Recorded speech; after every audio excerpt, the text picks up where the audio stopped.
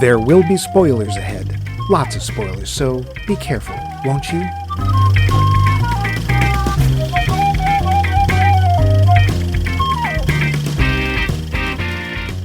It's so foggy, so hard to see. Wait, down there.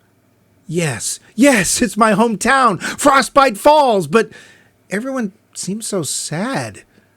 What's going on there? There are tumbleweeds in the streets. People sobbing on the street corners. What could this be? Oh, ghost of movies past, tell me, why did you bring me here? What am I supposed to see? No, this can't be. You can't be showing me this. Why here? Why now? Oh, agony! Oh, sharp pain! To see the world like this! To see a world without Max Mike movies! No, indeed. We're here. Wake up, digest that small piece of beef, and settle in. We've got a heck of a show this time around. This week, and we're all bedecked out to do it. Over there, buttered rum in one hand, stogie in the other, and mince pie in the third? Is that spirit of holiday giving, Max Tosox Levine. What are we getting this year, Max? Fa la la la. Oh, I'm so glad I unwrapped that. And me, I'm just nibbling on my favorite dainties, which sounds terribly dirty.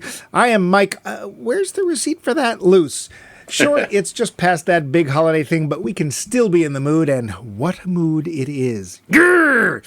Because this week, as part of the series Monochrome, we're looking into that TV staple, It's a Wonderful Life. Is this just a bowl of schmaltz, or is there more to this old favorite than meets the eye? Well, before we get to that, we get to this. Poll question. Christmas schmaltz. I think I found out that schmaltz is actually rendered chicken fat. It is. It's pretty gross, quite honestly. Yeah, but you make great latkes in it. You do. Last episode, we asked if the movie trope of men dressing up as women is still funny, appropriate, or was it ever funny? Y'all had a lot to say. Boy. Nick Hoffman said, quote, "Other than the Pepper Pots, I've never really been a fan," end quote. Woo! What a thing to say! Woo! Woo! Thanks, Nick. Benjamin Carl offered, quote, "As with most humor, the success of this trope is predicated on generating incongruity between what is expected and what actually happens. In Disney's Robin Hood, it works because Robin and Little John are prototypically masculine. Thus, the delta between expectation and reality is high, increasing the likelihood of a jocular reaction. As degentrification becomes normative beyond certain subcultural contexts, the effect of this trope will decline. Consider Katharine Hepburn turning heads by wearing pants, whereas it is generally accepted across a wide cultural spectrum now. That is to say, it depends." End quote. Depends indeed. Welcome to our TED Talk. Wow. Yes, Mr. Call is now a high school English teacher. Could you guess on that one? Not really. He's using words a lot of high school students would not know. That's true. But thank you for the thesis, Javi. Yeah. Okay. Strap down, strap in, and strap up. Okay, Steve Kellner's thesis was next. Quote, "Deep knee bends." Yep. "I think it's possible, but the trope of being funny just because that man is wearing a dress is not sufficient. I agree with Benjamin Carl that the gender associations of clothing have decreased markedly in recent years. Women can wear any external male clothing without comment, and it's starting to switch the other way as well, though given that our society has an imbalance between men and women, it's still hardly societally accepted for men to dress as women than the reverse. The Pepper Pots in Monty Python were mostly funny because of the characters, who are also often deliberately awful in appearance and action rather than particularly feminine. I think that the person behind it could have been almost irrelevant, though I'm sure it added a little friction to British audiences. I think there's also an element there of the humor of low-budget or screw productions that don't have enough women to play women, something they addressed directly in one skit, as I recall. Similarly, Bugs Bunny dressing as a woman to fool Elmer is funny because Elmer is too stupid to see that it is a rabbit, not a man, or even a woman. Hey, sometimes he was pretty convincing. I'll say, whoo-hoo, made me feel funny. The case has been made that Bugs is really pretty gender fluid himself, which I could accept despite the occasional female bunny. I haven't watched Victor Victoria in a while. It might be worth seeing if it resonates with the current generation, which I think it might, as it kind of sends up multiple tropes at once. I think I've seen a show where the surprise factor came into it. You know, the old lady turns out to be Sherlock Holmes kind of thing, which is less about funny and more about exacerbating the surprise factor. Not only is it someone you didn't expect, it isn't even the same sex. End quote. Wow, that is a lot of answer. You said sex. Package. Thanks, Yeah. Steve.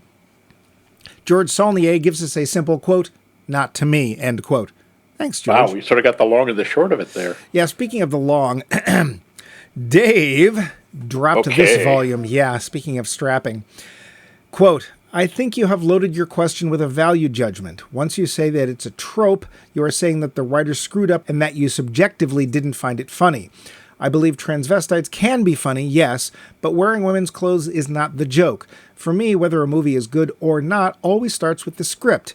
I see no reason why a writer of comedy or serious films should be prohibited from exploring the differences between the sexes by having a character try to pass as either sex. And more, we are being told that gender should be more ambiguous, so such stories should be more appropriate now, not less, if you get the themes right. A trope, by definition, is superficial and does not have a deeper theme, so that is why I think your question includes a value judgment, end quote. I'm going to interject here to say that both Yeah. Max and I pointed out to Dave that we meant nothing negative or positive by using the word trope, to which Yeah, David a later agreed. trope is not the same thing as a cliche, which I must give Dave credit for. He actually checked out and posted a link about that, and he acknowledged that. So, then he goes on. Oh, yes. Yeah, there's more. Quote, I remember Some Like It Hot as being a very funny movie, and it has a lot of good lines that have nothing to do with Jack Lemmon's transvestite situation, and a bunch that have to do with his sense of inadequacy due to his inability to emulate Marilyn Monroe's level of sexual attractiveness. Have not seen the movie in years, so no idea whether I would find it funny still. But a younger me felt that the script was good enough that you could replace all the actors, even Marilyn, and still wind up with an entertaining show if you did it right. There's always some luck in show business, but seeing different people try out the same role is one of the pleasures for the audience. I liked Mrs. Doubtfire when it came out. That movie works, if it works, because the audience believes that he loves his kids so much that he would invent a persona to be with them. Have not seen the movie in years, so no idea whether I would find it funny still. I doubt it. I have no memories, good or bad, of Tootsie. Victor Victoria was a good story. There have not been as many that involved women dressing as men, but there are some. I have no idea whether Dr. Frankenfurter was supposed to be funny or not. Church No, Lady probably was not. funny, but not because of the transvestite aspect, but because of her references to Satan. Well, and of course, she was that special. Monty Python dressed in women's clothes a lot. Hello, Mrs. Premise! Hello, Mrs. Conclusion. Crying Game wasn't funny, but Billy Crystal singing about it was. End quote. That was a Wow. great answer, Dave. Thanks so Dave, much. you really put a lot of work into this one. Thank you. So that was no, right? No, never mind. I don't remember, but yeah. While not answering the question, Harry McCracken offered, quote, there's a new musical adaptation of Some Like It Hot on Broadway that I saw last Oh. week. It diverges from the movie in numerous ways to reflect evolving attitudes about gender, including changing the ending, end quote. I wonder to what? I don't know. That would be really interesting to see. Thanks, Harry. Seriously. Yeah. Daniel Howe wrote, quote, never thought it was funny, probably even less so now, end quote. Thanks, Dan. Direct. Yeah. Echoing earlier opinions, Aaron Perez posted, quote, only when Bugs Bunny does it, end quote. Bugs Bunny indeed. Indeed. Thanks, Packy. Random listener Val Coons wrote, quote, completely depends on the reason for it and how it's handled. I love La Cage aux Folles, yes, I mean the original French movie, not the American remake, and Victor Victoria, for instance. I don't think of Tony Curtis and Jack Lemmon as transvestites in Some Like It Hot, as they were only disguising themselves to hide from gangsters. I would never think of the Monty Pythons as transvestites when they are playing women either. To me, they're just filling in parts as they're an all-male troupe. Men playing women in theater has been happening since the beginning. It's never good or right if it's been made fun of, end quote. Well, transvestitism is a whole other thing indeed. Thanks, Val. Yeah, true. Richard Tatum, still inventor of the Tatum, shortly stated, quote, kinda depends on how it's used, end quote. Well, he does have a point. Thanks, Yeah, Richard. yeah. And lastly, from up in the Froze Nort, we have Vince, Oh, yeah. who gave us, Good quote, day. Dressing men up as women is a mixed bag. Monty Python doing drag barely registered as drag for me, as the characters were just funny. Divine was a man who specialized in female roles, as he used to say. I am not really into drag queens, and in the past found them pretty offensive and insulting towards women. In more recent years, they seem to have become almost like clowns. Just a guy in a dress isn't funny to me, but the character they are playing might be. It isn't automatically offensive either. I guess the context is everything. Camp humor is described as the lie that tells the truth sometimes, and I think that cross-dressing can be used that way, end quote. Thanks, Vince. Or is it snowy? Is it? Is it? As always, our listeners have given us tons of great stuff to talk about. Max, Yeah, stop being smarter than us. it starts out Really that way. It's gonna annoying. end that way. Max, what would you like to add to this little debate? I gotta say, I'm afraid I gotta temporize a little. It kind of depends. It's true. It really is about the context. It's also about sort of how extreme it is. It's funnier if you have a particularly visibly a man who is very visibly masculine. Mm-hmm. You know, my favorite example of that recently was watching Channing Tatum dressed as Britney Spears, lip syncing "Oops, I Did It Again." You know, he's in the Catholic schoolgirl outfit and everything. And it's hilarious because Channing Tatum has an extremely masculine face and is not going to be mistaken for a woman. The idea was funny. The idea can be funny, again, if it's done properly, but it can't be the only thing. It can't be like, hello, here is a man in a dress. Please laugh at him. Like, that just doesn't really work. I mean, okay, it works for me, apparently, but what about you? How does it take you? Do you think it works? Yes. Yeah, I mean, to I'm the sorry. point. This is one of those infantile responses I have. People who know me know that I have this thing for fart jokes. Yes, I know. And the sad thing is that if I see them in, like, if they're overused, if they're like, it's the thing in a movie, I don't like it. It's not funny. If a character just farts in a movie, I will die laughing just because I think it's funny. There is something, to me, really just inherently funny about putting a guy with hairy legs and a broad jaw and whatever into a dress, because it's pretty obvious that the guy has no idea how to wear the dress and has no idea what it takes to portray himself as a traditional female. True. So I do find that funny. Now, here's the problem, of course, is that as gender roles have been re-examined in current times, this might end up being offensive to somebody. That being said, it's so different now because we've got tons of people that are crossing the border. I mean, women wearing pants has been a thing forever. Why women shouldn't have worn pants in the first place, I'll never understand, but whatever. I'm sure they wore skirts because men told them to. But they still don't get pockets. Which is, ugh. So dumb. But I get people like Harry Styles, for example, is really crossing that boundary, because Harry Styles, to me, never comes off as traditionally feminine or effeminate, but he wears a lot of clothes that are traditionally thought of as being more feminine, and he just doesn't seem less masculine because of it. So he's really, if he's somebody to look at to go, wow, I guess I don't understand the difference between these two things. And let's face it, masculinity and femininity are mostly social constructs. They don't really have anything to do with anything. The behavior in the wardrobe, that's purely social construct. I have to say, I mean, things are changing. Mm-hmm. You now see men wearing skirts. Sometimes it works. I got to say, I've seen men wearing skirts, and the ones who are just walking around like, I'm comfortable, I like feeling the wind up there. Who doesn't? Yeah. You know, they look fine, and there's nothing funny about it. But you can see men who wear skirts sometimes, and all they're doing is walking around, and you can just see in their face, I'm wearing a skirt, I'm wearing a skirt, I'm wearing a skirt. Yeah. And they look awkward and uncomfortable. Well, and then there's this whole thing with kilts, right? Now, because kilts have become a thing, like mostly at the Ren Fair, and here's where a thing where bigger guys have it over skinnier guys. Skinnier guys do not look good in kilts. They just don't. Bigger guys do. Don't know what it is. Okay. It just is. But you'll see them just perfectly fine. Yeah, of course, maybe they have on a Ren shirt or whatever, but they're just standing like, yeah, whatever, I'm wearing a kilt. And you can actually be a bro in a kilt. It works.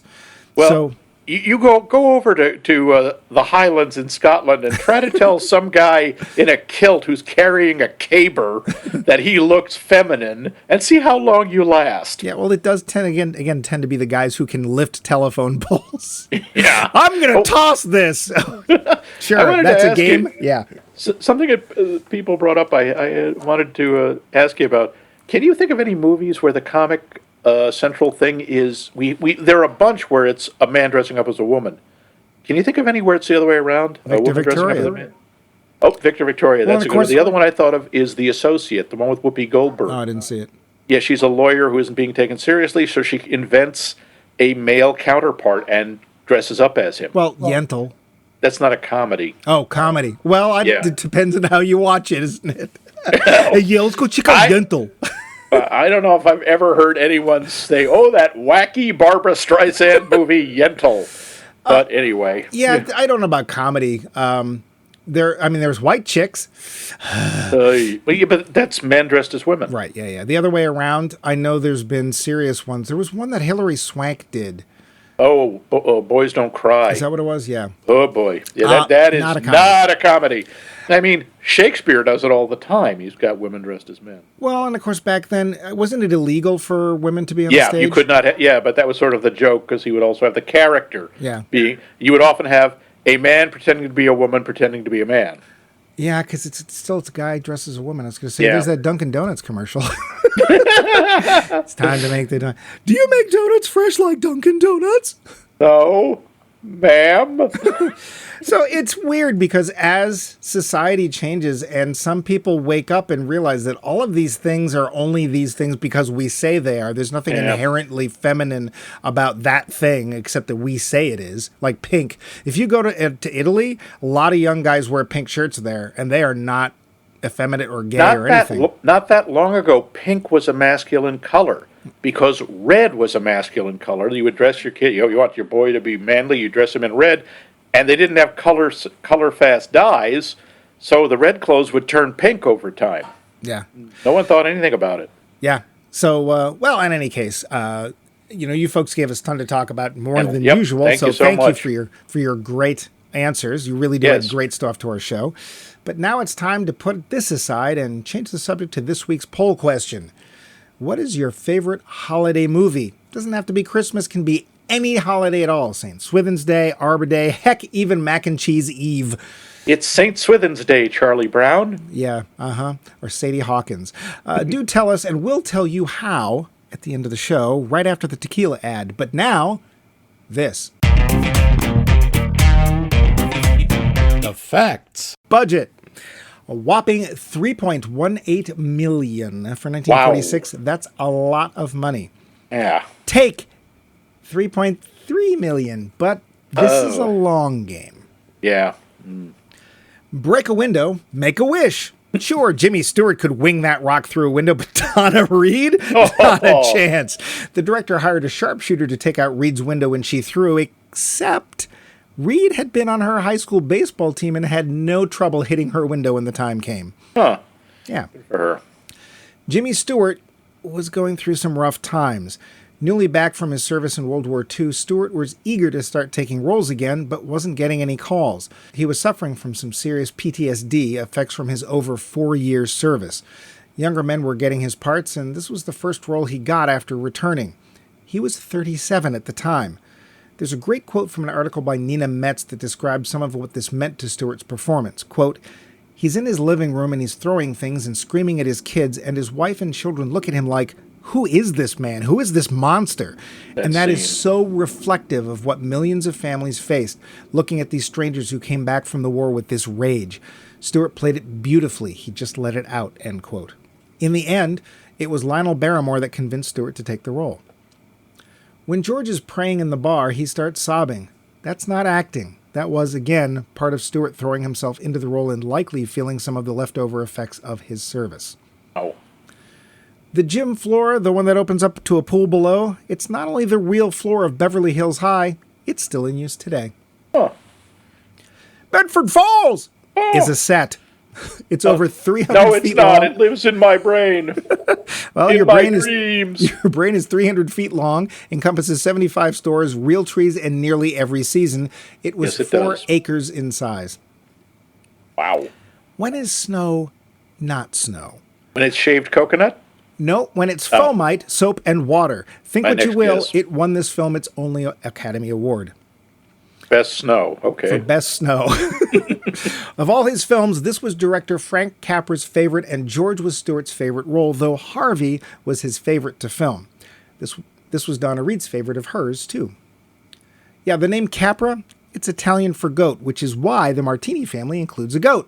Nepotism! That ear slap, so realistic. That's because it was.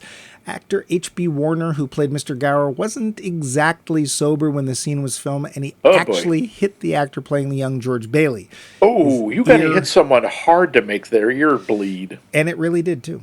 This was Donna Reed's first starring role, but she'll be back in Nick at Night favorite, The Donna Reed Show. Who names their kid Zuzu? Apparently, the name came from a brand of Ginger Snap cookies, Zuzu Ginger Snaps, which is also why George calls her his little Ginger Snap later in the movie. Sure, that Still cruel. explains everything. Yeah. Yeah. In the original script, there was no Mr. Potter. Instead, echoing many D&D games to come, George is shown a reality with an evil George TM whom he has to fight. The bad Oh, George does he is- have a little goatee? I don't know. It wasn't Sure. filmed. The bad George is thrown from Bedford Falls Bridge. No, that would not have worked. This film was noted by the FBI as adding to communist infiltration into the motion picture industry. Well, See, duh. by portraying bankers as bad, that means communism. No, Not true. Also, Really? the building and loan is kind of a collectivist financial institution. sure. I mean, yes, but sure. Pinkos. I'm sure the first thing that happened after this movie came out, people went, "We want communism." Did they watch the movie? Never, anyway. Jimmy the Crow. Yes, Uncle Billy's Pet Crow is a bona fide star. He has an IMDb page and has starred in dozens of movies. He was the crow in The Wizard of Oz that lands on the Scarecrow. Jimmy! Sure, haven't I shown you my Jimmy the Crow fanfic? I have his first baseball card. Ernie and Bert. Totally named after characters in this film, except they weren't. Oh, Those closest to the Muppets, except Jim Henson, whom we can't ask, recall that the names were given to the puppets because they resembled an Ernie and a Bert. Though cited as one of Henson's favorite movies, no one can tie these characters to those. they are in my head. Yes, your head canon, which is filled with dud. With dud. How do you feel something with dud? I don't know, but you managed it. This is the last film appearance of Carl Alfalfa Switzer. Alfalfa from the Our Gang Little Rascals. He has quite the short history, and it's worth looking up. He's the young man who was originally speaking to Mary Hatch at the prom and who opens the gym floor. And really tons more of who could we have seen in such and such a role, etc., etc. Max, do you have any other trivia parts you wanted to add here? Just that Frank Capra apparently hated that this was considered a Christmas movie. He was like, but like 20, 30 minutes of it at most takes place at Christmas. It's not a Christmas movie. Sorry, Frank, you're wrong. Yeah, it starts Christmas Eve and it ends Christmas Eve. That's pretty much it. It's Christmas Eve sandwich. Well, we do have a show to do, so now the plot. And don't write in, I left a lot of things out I had Yeah. to. Yep. Angels. This film is lousy with angels. Some of them deadbeats don't even got wings. Can you believe it? This one angel, this Clarence, wants to earn his wings. To do so, he's given a rough case. One George Bailey, a man who is about to come to the end of his rope and attempt suicide, which I will do if I keep doing his voice. Merry Thank you. Christmas, suicide. Thank you, Barney. Yeah. But before attempting to help this nobody, it's thought best that Clarence get to know George inside and out. So we see him when he's a kid, playing in the snow with his buddies and his younger brother. George, eventually played by Jimmy Stewart, ends up saving his brother when he falls through the ice, though losing hearing in one ear because of it. Later on, we see good boy George save his boss, Mr. Gower the druggist, from making a dire mistake that could have meant the death of one of his client's kids. It's a secret George will keep for the rest of his life. And that life will be spent abroad, in foreign lands, where he'll grow up to be a famous architect, responsible for bridges, dams, and skyscrapers. Or he'll end up saddled with the family business, a nickel-and-dime operation that builds homes on loan for the town's less fortunates. George grows up working that business until his brother Harry is old enough to take over and George can go to college, except it never works out that way. His father suddenly dies, leaving George holding the strings, the reins, something like that. Old Man Potter, played by Lionel Barrymore, owns nearly everything in town except the building and loan, and with the death of George's father, it looks like he'll get that too. But on his way out to his honeymoon, having married boyhood sweetheart Mary, played by Donna Reed, he gives an impassioned speech to the board members that ends up not only saving the business, but sealing his fate as well. Everyone seems to be getting ahead but George, though the work he does means comfort and happiness to those around him. Finally, one fateful day, as if there hadn't been enough already, a mistake happens that allows Mr. Potter to finally stub out the spark of the building and loan. George, at wit's end, considers suicide the only way out, and the world is better off without him, wife, kids, and all. About to jump off the town's bridge into an icy river, Clarence finally shows up, jumps first, knowing George will then jump in to save him instead. From there, Clarence is able to show George a world without him, convincing him of his worth and his value in it, and lots of other things. The end. The film. Well, let's. Well, we usually start with the acting. Hang on, Oh, I but first- do have to say something. Here it comes. I get the idea behind this, and most of the things where Clarence says, "Oh, look, you weren't here, so this didn't happen and that didn't happen." Okay, most of it, Mr. Gower, that's fine. You know, the building the houses. When Harry falls through the ice, there are like 10 other kids standing there. Are you telling me that only George would have gone in to save him? The others would have just gone, "Oh, look, Harry's drowning. How about that?" No, yeah, that Come happens. on! Well, I don't think you noticed, Max, but Harry was a good deal younger, about 4 years Yes. younger than those other kids. Yes. He had no friends that were his age, so when he went that day, he went alone. I don't think so.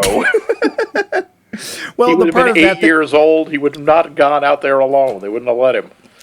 to me, the thing that does Yeah. not work or doesn't bear much examination is the fact that without George, Mary could marry nobody. Yeah, Not Sam without George, Wainwright, hee-haw, nothing. She's And just she, gonna. yep, She's gonna she be a ends librarian. She ends up with that horrible fate of being a librarian and wearing glasses. And sensible shoes. No! Hell on earth. Yeah, so apparently if George wasn't born, her eyesight would be terrible. Yes, also, if George weren't born that Christmas Eve, it wouldn't be snowing. Right. Well, you know. Yeah, I get it. Yeah. I get it. And it's a one of good- my notes that the logic of George not being born doesn't quite work out, but we can accept it for the sake of the story. And something I hadn't considered before is the angel never claims that this is really actually truly what would happen. It could all be a lie, just to Or make it could be George- what might have happened. I mean, Right. Or what was more likely. But So it's fine. Yeah, You know, yeah. it's nitpicking, and I get it too.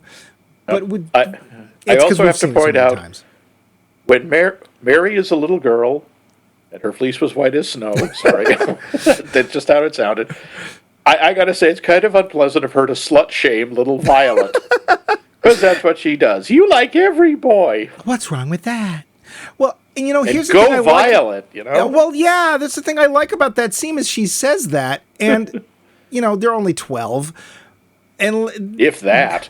and later on, it's obvious that Violet's pretty choices still work the same way. She likes men. Yeah, And yeah. the essence is, what is wrong with that? And the nice thing is, for the most part, the film doesn't portray that as being a bad thing. Except toward the end, where she's preparing to leave town. Well, my feeling was that she was leaving town because it was getting to the point where she felt she was going to have to be that kind of person and didn't want to be. Oh, okay. I thought it was because her reputation was ruined or some such, and people were talking. And they It is probably small town are. America, you know. It's true.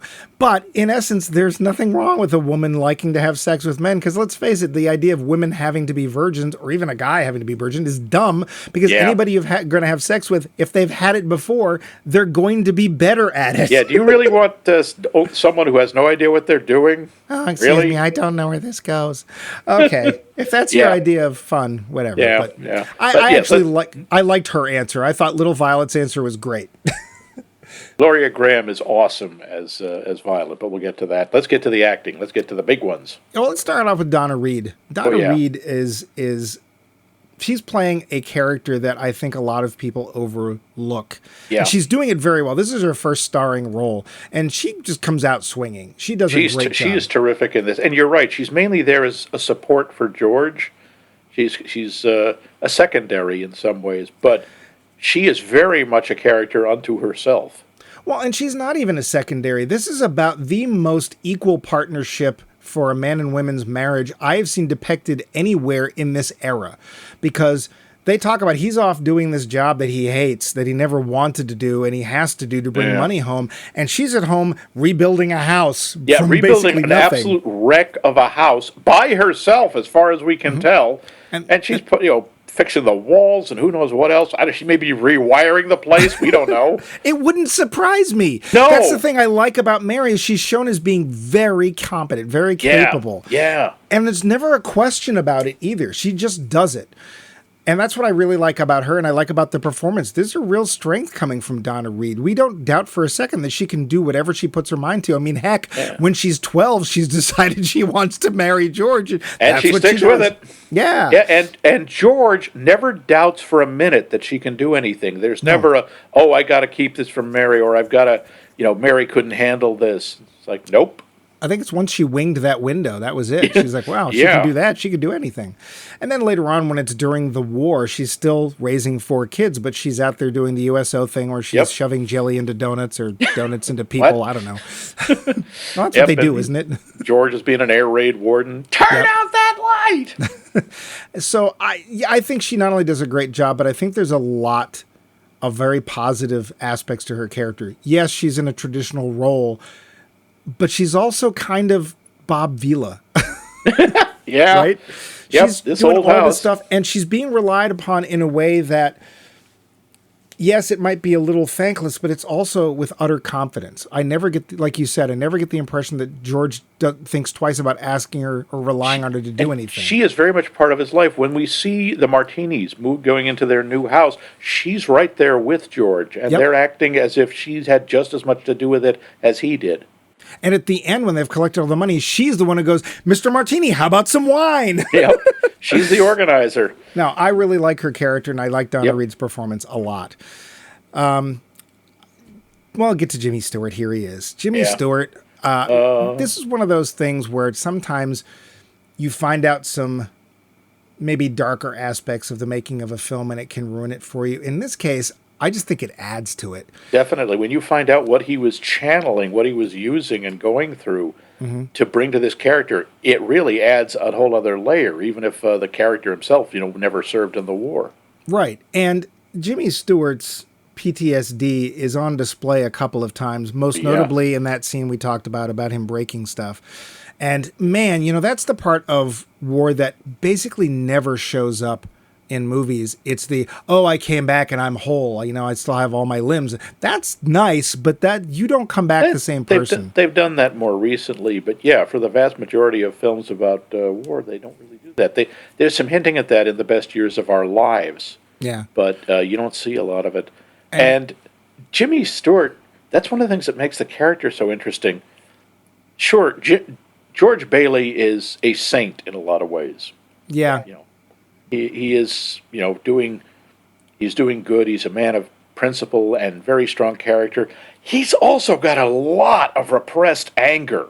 Yeah. He's really an example and a victim of toxic male masculinity. In a lot of ways. Because he's never been trained or never allowed to show his emotions, and so they just build up until he explodes. And, that's the way things were. So the fact that it comes out, I think, is actually really, really cool. But he's still got a real range, never mind his career, because he is like royalty of the golden age of Hollywood. Jimmy Stewart, Henry Fonda, those kind of people. He is an icon of the movies, there's no question. And he has a great range across his career, but he has a great range in this film, too. There's his funny moments. There's his tender moments. There's those moments where, I think this is one of your favorite scenes, where they're on the phone. Oh boy, when he and Mary are on the phone talking to Sam Wainwright, and he has been a jerk to her the whole evening. because he's really angry when he finds out that he's still going to be stuck because Harry's got a better job. He's going to be stuck at the building alone. He doesn't want that. He goes to see her. She's so happy to see him, and he just treats her like crap. Because he can't deal with his emotions. Because he can't, he's taking out his anger on her. And then when they're talking to Sam Wainwright, who her mother really wants her to marry. I am not. Yep, mother's listening on the extension. Yeah. And where they're on the phone, they keep getting closer and closer. And the tension between them. It's 1946, but the tension is incredibly erotic. And the way they just keep staring at each other, or he tries not to look at her and he can't, and then just grabs her. Yeah. It's really intense, and it's amazing, and it's incredibly romantic. Yeah, it's frightening too, but I think it's a question of him finally letting out his frustrations and her finally realizing where they're coming from. Because when he finds out that Harry has been given this job offer by this new wife whom Harry hasn't told anybody about. Yeah, surprise! There isn't an instant where George goes, well, that's not fair. He said he'd take over. Yeah. Because Harry even offers, he's like, I never said I'd take that job, George. And George, you can see, there's not even, no, he's going to take the job. It's a better job. He should have it. He asks the wife about it briefly, whose name I do not remember. I don't either. I don't know if she has one. She does. Yeah, she's Ruth. I think it's Ruth. Oh, that's it, Ruth. Thank you. Ruth. And then and George is always, no matter what, he puts other people first. He really and he has this intelligence. We hear this. There's circumstantial evidence. There's models and plans that he's doing in the background. He has talent. And we've been told he's really smart and he never gets a chance to do it. And he's aching to do something with it. But just some of the things he just offhandedly does. In that same phone call, he basically employs half the town. Yeah, just with a throwaway remark. Yeah, Sam Wainwright calls up and he's like, hey, I'm going to start this plastics thing. You should get in on it. We're going to open up a factory in Rochester. And for no reason at all, except George is who he is, it doesn't even occur to him that it's a thing. He says, well, why Rochester? Well, why not? Well, there's that, old tool and die company that broke down years ago, put half the town out of business just outside Bedford Falls. You could get that for nothing. And, all the labor you want. And Sam's like, oh, yeah? Oh, well, let's do that. Yeah. That's like, nothing. No, he just employed half the town. Yeah.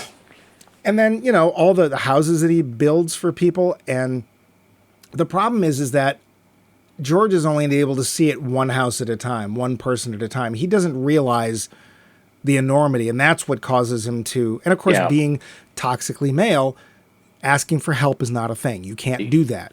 And even at the end, when when Uncle Billy loses the $8,000 because Uncle Billy's an idiot. Uncle Billy's a friggin' moron.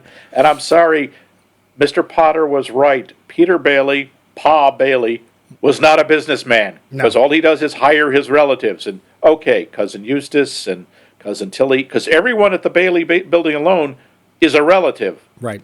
We don't see them screw anything up. Uncle Billy is a disaster. Yeah. And he's portrayed as a stereotypical drunk Irish guy. Yes, he's a funny drunk. This is back when chronic alcoholism was hilarious. Well, now, to be fair, we only see him drink once. No, we see him. We see him a couple of times. We see him when Harry is announcing, and we see when there's about to be a run on the bank, and he's locked himself inside, and he's chugging down from his flask. We see him drink a few times, but it's usually under moments of stress. So we don't know he's an alcoholic, but we do know he likes to drink. And we do know in the other reality, he ends up in an insane asylum. My wild Irish rose, I'm all right. And by the way, that was actually not planned. No, he actually tripped over something. And then there was a sound effects man who actually knocked something over. Yeah. And he got bonus points from that from Frank Capra. So. Yeah, but George, I think he actually hates his own morals because they don't allow him to do the things he wants, but he also really never goes back on them. And that's why the movie works, is because he's a good man. Because on the other side of the coin, we have Mr. Potter, played by Lionel Barrymore. And Lionel Barrymore, talking about performances, Lionel Barrymore tended to play like patriarchal, kind of warm, fatherly types, or in his younger days, master of the stage, he was the lead. He didn't play a lot of bad guys, and he grabs the bit in his teeth, and he is just, ooh, you want to smack him. Happy New Year to you in In jail! Oh, great line. He's Even when he first shows up, he's in a carriage. Everyone else, people are driving cars, and his carriage looks like a damn hearse. yeah. It's got HP on it. And he has his silent bodyguard with him. Who's always dressed exactly the same way he is. Yeah, and doesn't have a single line. No. And that goes for you too. It's a great moment, but He I remember does an kind of amazing thinking, I felt job. kind of bad for the guy. It's like, what did I do? He worked for Potter. Yeah. Yeah. And, he is just, and he is absolutely embraces his vileness. So he says, I'm aware people hate me. That's all right. I don't like any of them either. Well, and here's the really interesting part to me is that Mr. Potter too perfectly represents today's conservatives. The whole idea Yeah. of like I'm rich, I deserve to be rich. Yeah, and we should everyone be else helping people. Yeah, as he refers to everyone else, like the people who go to the building and loan, as like the rabble, Yeah. the mob, the Garlic eaters. garlic eaters. Yeah, Which I got to tell you, I don't have a problem with that because maybe Mr. Potter's never had food with what's the word, flavor in it. yeah. Garlic's amazing. What is your problem? Yeah. He really rings true, which is prescient and frightening at the same time. Yeah, it'd be nice to think that people like him stopped existing, but oh boy. No, and some of them own social media. Oops. Yes, and some of them ran for president. Yeah, and it's just like, in a way you could say, well, he's a cartoon villain, right? Where's the damsel he ties to the railroad tracks? If he had a mustache in this, he would have been twirling it. Yeah, but it doesn't matter because we unfortunately have found that these cartoon characters can come to life. Yeah, they can be quite. And the thing is, he's not over. He is very restrained in his performance. He's not like. He's very nasty in some ways. Like when George is begging him for help at the end, which you can see just kills George. Doesn't have the $8,000. Potter has it. Potter knows exactly what happened to it. It's again just another. And the odd thing is, even that, it's not like he did something. It's by lack of action that he does something, and he is just rubbing it in George's face. But even then, he's not yelling. No. He's just smiling, and he is enjoying the hell out of it. Yeah. The thing is, I didn't realize this, but technically Mr. Potter is embezzling funds because he's a stockholder of the building and loan. And so by holding on to funds that he knows belong to the building and loan and not giving them back, he's technically embezzling. Never mind finders keepers, but yeah. So the three of them are the standouts in this film. We have other characters as well. Yeah. We have Ward Bond as Bert the cop, who's perfectly terrific. lovable. Yep. And even Uncle Billy. Yep. He's really well done. I mean, every character in this is utterly believable as who they are, be they from the idyllic small town America or not, or a set. Apparently, they shot this in the summer. So there are scenes where George is like shivering and sweating. He's not shivering, he is sweating because it's literally like 90 degrees. And again, like I said, Gloria Graham, who plays Violet, who we know from Oklahoma as Ada Annie. Oh, is that who she is? Okay. Yeah, and she was also in The Greatest Show on Earth. She's done a lot of stuff. She is terrific. She always has this sort of, not quite sneer, but this, yeah, I know what's going on, and you have no clue. Devil may care, too. Yeah. She's like, I'm having a great time. Why should I I don't care what you think. I don't care what people are saying about me. Yep. Yeah. And she's terrific. Nick the bartender. Well, that's Sheldon Leonard. So Sheldon Leonard, this is funny. Sheldon Leonard only agreed to do this movie because he needed money for baseball tickets. Seriously. Seriously. And Sheldon Leonard is actually better known as a producer. He actually was a very successful television producer and produced such shows as Dick Van Dyke, I Dream of Jeannie, among many others. And he has got that voice that is just like, and he played a lot of gangsters, but he has that New York gangster voice. Out you two pixies go, through the door or out the window. And he says true, not because he's overdoing anything. That's just the way he talks. Yep, he's terrific. And where do you get off calling me Nick? Nick, oh, God. And we don't need no characters around hanging around to give the place atmosphere. Give the joint the atmosphere. joint, excuse me, atmosphere. Yeah, no, he's a little bit part, but he stands out. I mean, Yep. and the guy playing Clarence, he's Oh yeah, Travers, Henry Travers, I think. he is lovable. He's a cartoon a bit, but he is adorable. He also has some great lines. I still like when they've been thrown out of the bar, and he's looking up saying, "How am I doing, Joseph?" "No, I didn't have a drink." That's just a nice little throwaway. Yeah, nice how he's described in the early part of the film. He has the IQ of a rabbit. Yeah, I'm sorry. Joseph is a jerk. He really. I don't know if he's supposed to be Joseph, as in the father, or the stepfather of Jeebus, but Yeah.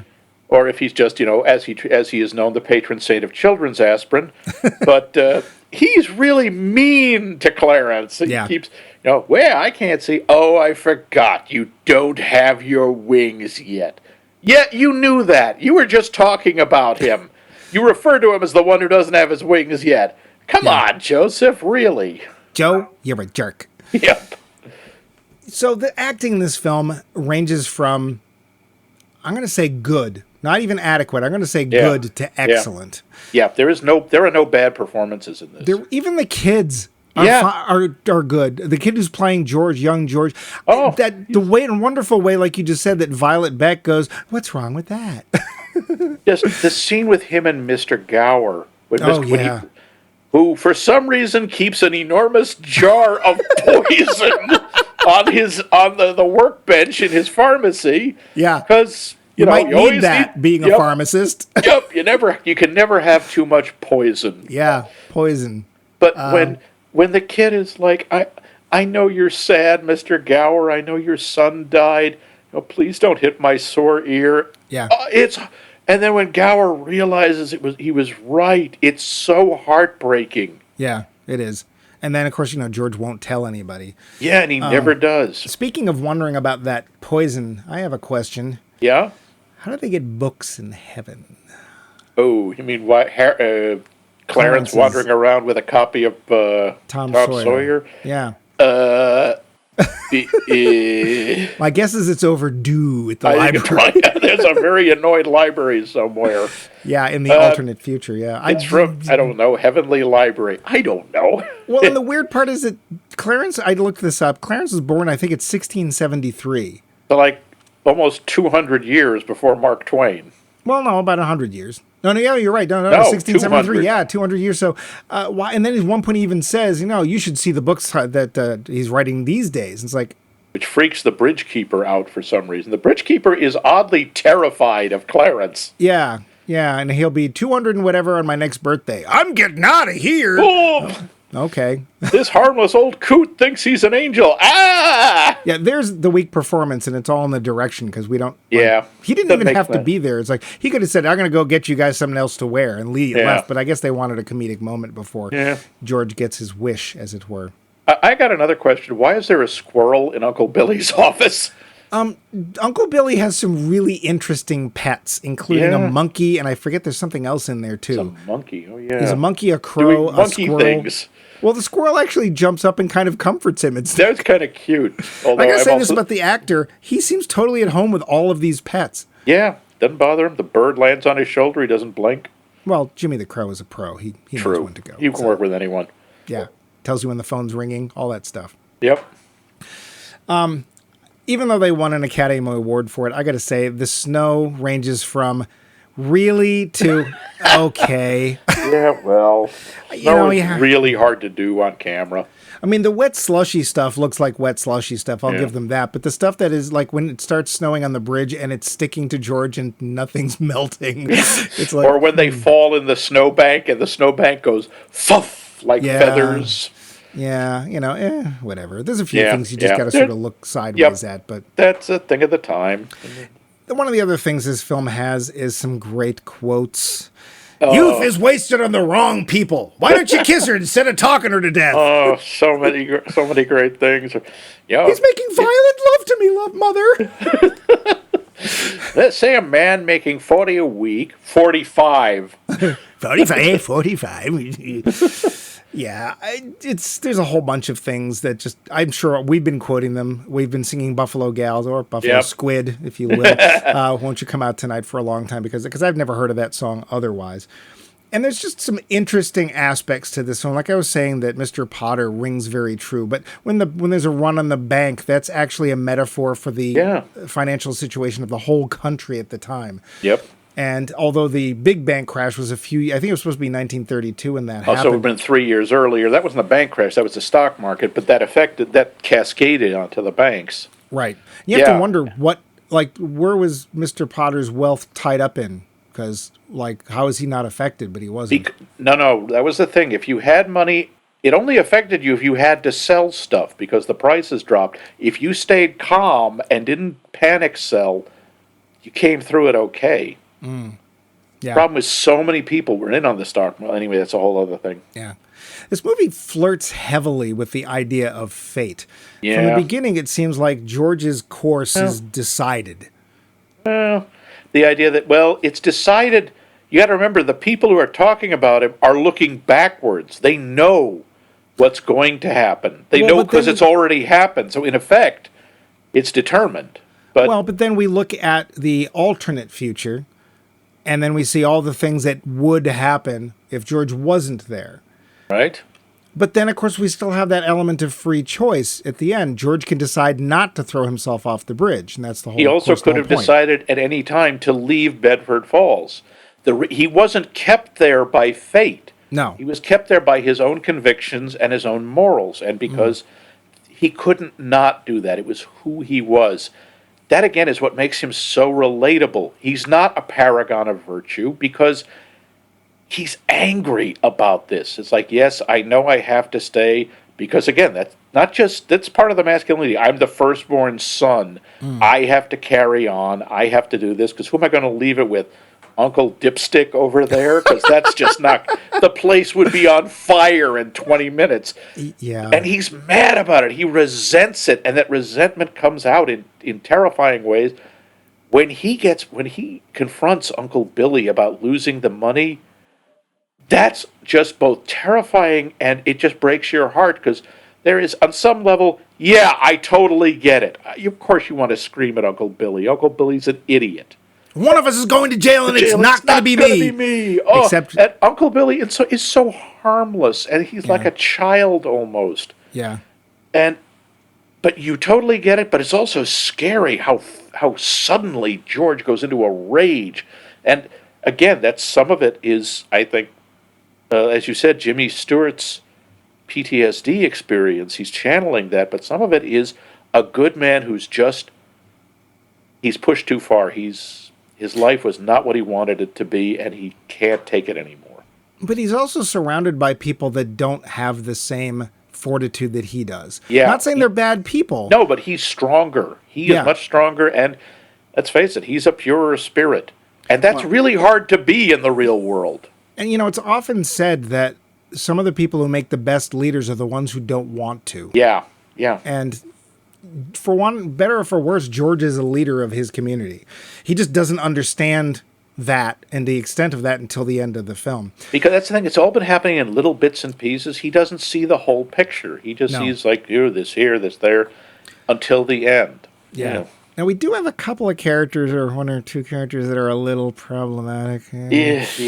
Annie the maid? Oh, yeah. Again, basically, she's part of the family. Yeah, but she's not. Because, she's a black woman in this tiny town. She is one of about 3 black people in Bedford Falls. Well, in this Bedford Falls. In the other ones, there's a lot more, so whatever that means. Yeah. I also had a problem, of course, there's a scene where Harry slaps her in the ass, which is like, really? Really? Yeah, except that didn't bother me because I'm pretty sure Annie could beat the crap out of him. And he knows that. It's the disrespect. It is, yeah, that's awkward. She does have a great line at the end, though. Here, I was saving this for a divorce in any case I ever got a husband. The one who I have a little trouble with is Mr. Martini.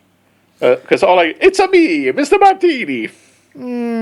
He's not quite, because at least he's not making pizza or anything, or... No, he is named Martini, and he has a bar named martinis. Martinis, yeah, well. I actually just found him to be an immigrant, and I actually like the fact that they treat him as an equal. I don't find him really. He's got an accent. Honestly, that's all he's got. Yeah. I don't really see the whole, like, he doesn't have anybody. No, No, Yeah, he's got a lot of love kids, his line, and he's got a I goat. busted the jukebox. Yeah. No, I don't really have any problem with Mr. Martini. I don't feel like he's being played for laughs at all. Especially at the end when it's like George is at the bar and he's like, "No, Mr. Bailey, don't you go." No. He really cares for him. Yeah, and of course, he's so Bailey's cares for upset. him. Yeah, so I don't have any. All right, And that's she's fair. borderline too because, yeah, she's a black woman and she's a maid, and I might be able to just dismiss the whole thing if we hadn't watched The Help, because that whole Viola Davis series we did, which I'm glad I watched, because I can look at things like this and go, yeah, maybe we could have some black women who just lived on their own and didn't need to be a maid for somebody. Wouldn't that be better? Because Isn't a maid or a secretary, yeah. Yeah, but we should get to our poll question, our series question, and this is one I think that we can actually definitively answer. Yeah. Would this movie have worked or been better in color? Well, we know this for a fact. No. Tell them. So, this film was colorized 3 times. Oof. One of them was when the first colorization process was coming around, and there was this weird thing where for a while everyone thought this movie had fallen into the public domain, and I mean everybody. Yeah, it was like in the 70s, I think. Yeah, this is when it started showing up on every. There was one point I swear ABC, CBS, and NBC were all showing all it. showing it, and then all the cable channels would show it at Christmas. It was on 24 hours a day at somebody pointed that out during the Christmas season. Yep. There were a few points it was literally you could turn on the TV and you would find it at any time of the day. Yeah, it turned out that actually wasn't true. Yeah, But- they got that wrong. One of the people that wanted to colorize it first, figuring they didn't have to pay any royalties, contacted the still living Frank Capra and said, "Hey, we want to do this," and he was all for it. Really? Oh, Really. And that's then sad. the boom dropped, and they're like, "That's not free. You don't." Yeah. And they were like, "All right, we're going to cancel this deal." And Frank Capra turned around and said, "Yeah, let's not do that. That's a bad idea." And of course, he didn't really have a say in the matter, and eventually it came out. I was watching the first 9 minutes, I think, on YouTube this morning. Somebody had posted an HD copy. So this is one of the later processes, a better version of it. Really nice print, very sharp. No, Yeah, not necessary. it's not necessary. It looks bad. I wouldn't say this is like one of the greatest examples of black and white cinematography, but it's really good. Mm-hmm. There are some really nice uses. One of my favorite shots, and it's incredibly powerful, is in the Potterville universe when George goes to what he thinks is his house, which is a ruin at this point, and he's clambering around in the rubble, and Ernie the cab driver aims the spotlight from his cab on him, and it looks like a prison escape move. And George is scrabbling around like an animal in the center of this bright light and surrounded by darkness. It's really effective. Yeah, there's a lot of scenes. Him on the bridge, there's a real great sense of darkness. And, you know, I never thought twice about Bedford Falls being a set up until I read about it. I was like, really? Yeah. It's like either it's a back lot or it's in some town somewhere, because it looks exactly like upstate New York or New England, those old, main streets, because we had one. Oh, yeah. Ours was Moody Street, and we had the Grover Cronin department store as opposed to the Emporium. Actually, we had a Woolworths, too. And a theater right across the street called the Embassy, which got torn down and then came back. But, it's for us especially, that's exactly how it felt. You went downtown, and during Christmas, all the decorations were up. It had the look. They got the look perfectly, and you didn't need color for that. Yeah, and the colorization, I've never seen an example, where it looked good. It still looks like it's black and white underneath. The colors just don't read true. So, no.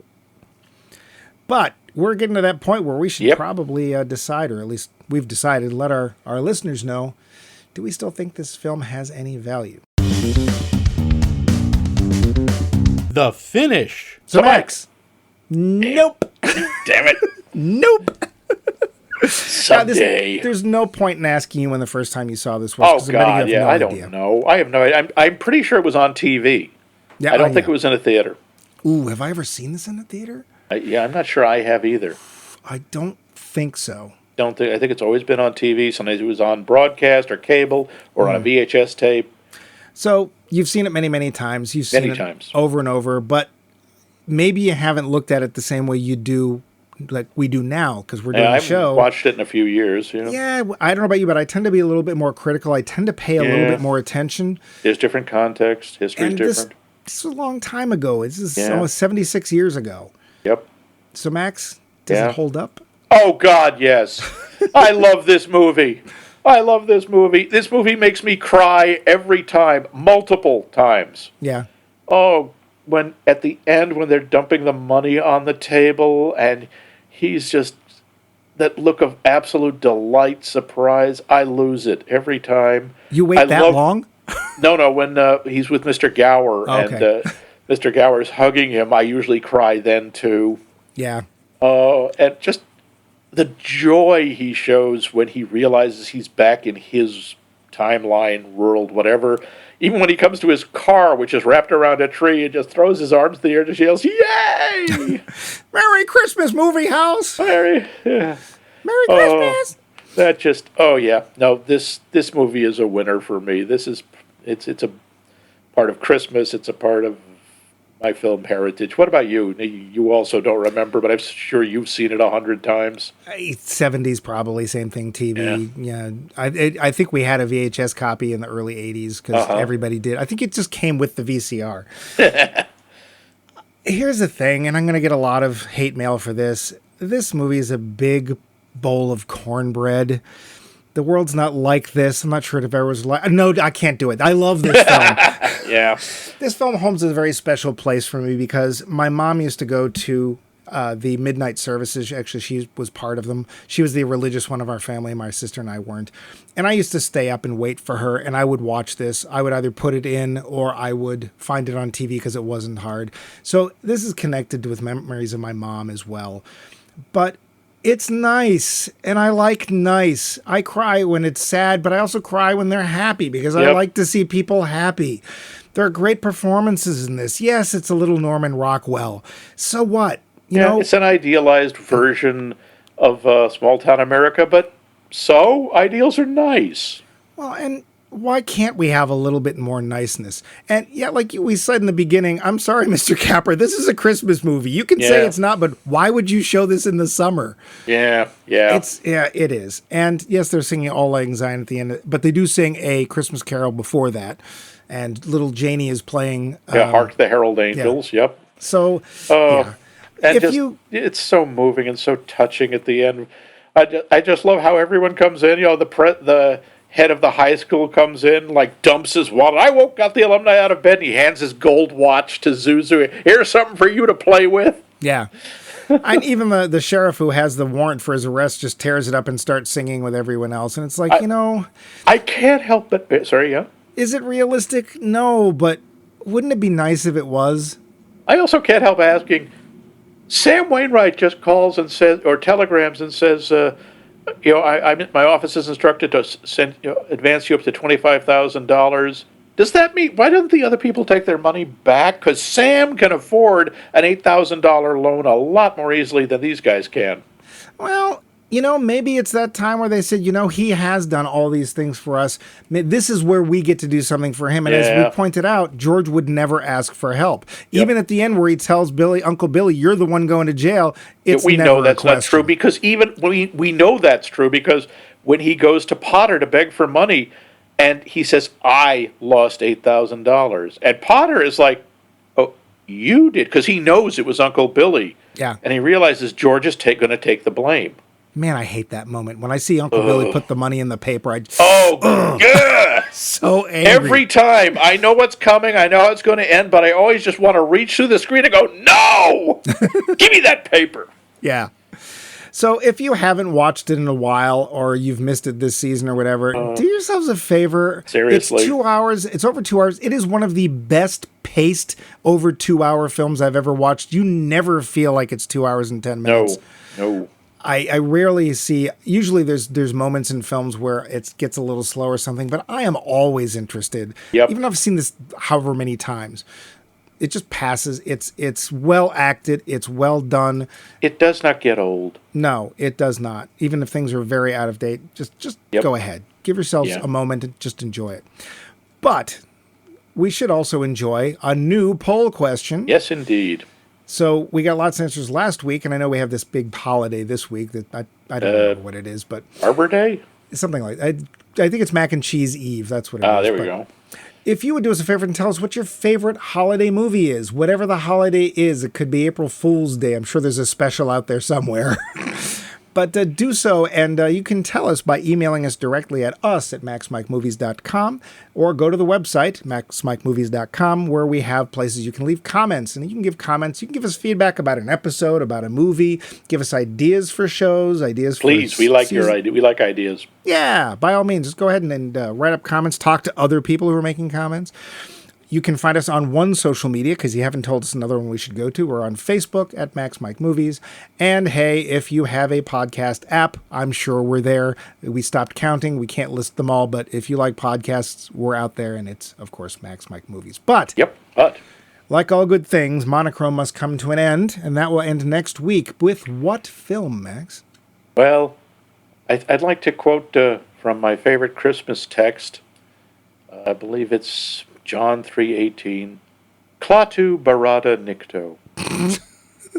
Which Yes, we are going to. I think doesn't that translate as Michael Rennie was ill the day the earth stood still? But he did tell us where we stand. Oh, stand in the place where we live.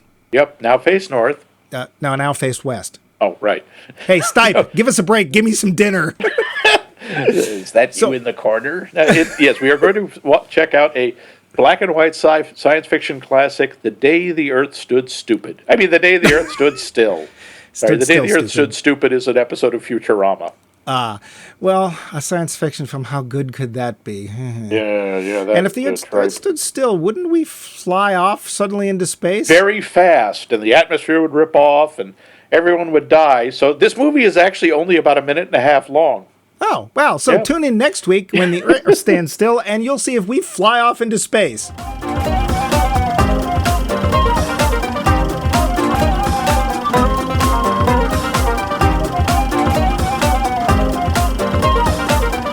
This has been a co-production of The Voice of Max and The Movie Wrench.